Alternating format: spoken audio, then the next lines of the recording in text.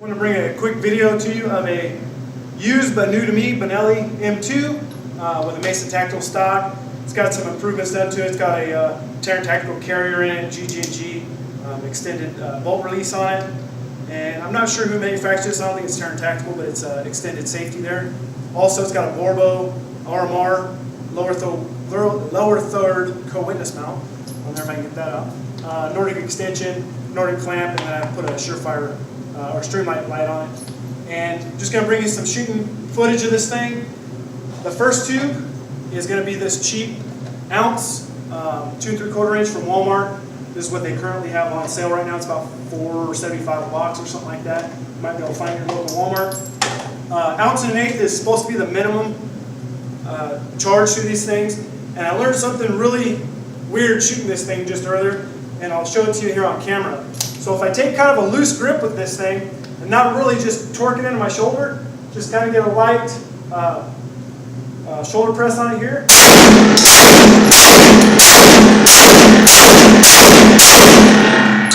It runs that stuff 100%.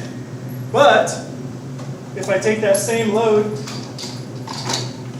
and I top this gun off here, I'll just put a few rounds in it. I can actually induce a malfunction by holding this gun too tight. So it's an inertia-based system. So what I've kind of read on it is it takes a little bit of gun movement to unlock the bolt. The inertia of the recoil unlocks the bolt. So if I take this and I really plant this thing in my shoulder and get a super tight hold on it, I can actually induce a malfunction with it. So it's kind of different. With high base, you can't stop that recoil, that initial little give on your shoulder, no matter how hard you hold it. But I can pretty much induce recoil or induce a malfunction just like clockwork with this by holding that too tight. So I thought that was kind of interesting to be able to do that.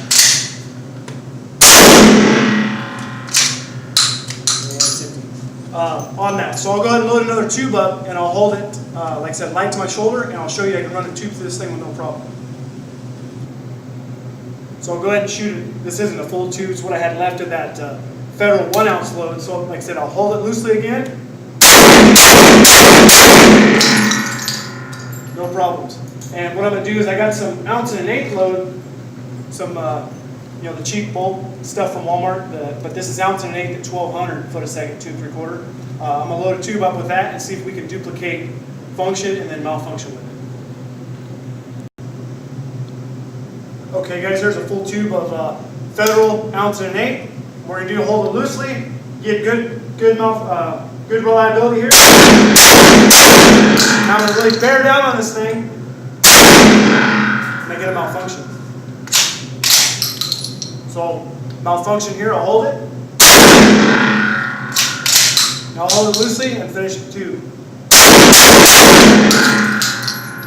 So I thought that was really weird. I'm new to inertia systems like that. This is my first Benelli or inertia operated shotgun. So I know it's a pretty low base setup. 1 1/8 is supposed to be the minimum requirement on these. But like I said, I can get stoppages with 1 1/8. So what I'll do is I'll load up a tube of buckshot. And I'll bear down on it, see if I can get a malfunction, which I don't think I can, because it's got enough recoil from that charge on that thing to not be able to stop that gun from moving what little it needs to unlock that bolt. Alright guys, we got the gun loaded up and topped off with some Sailor Bellow number 9 or 9 pellet double out buckshot. And I'm going to try the same thing. I'm going to try to induce a malfunction on this thing and see if I can. So I'm really going to bear down on it, hold it tight. And I can't do it. So it's got enough dram out of that thing to cycle that action properly. So we'll go ahead and finish this tube off. Like I said, I'm really bearing down on this thing. Oop, did cause a malfunction on that by bearing down. So once again, I'll hold this thing loosely, kind of.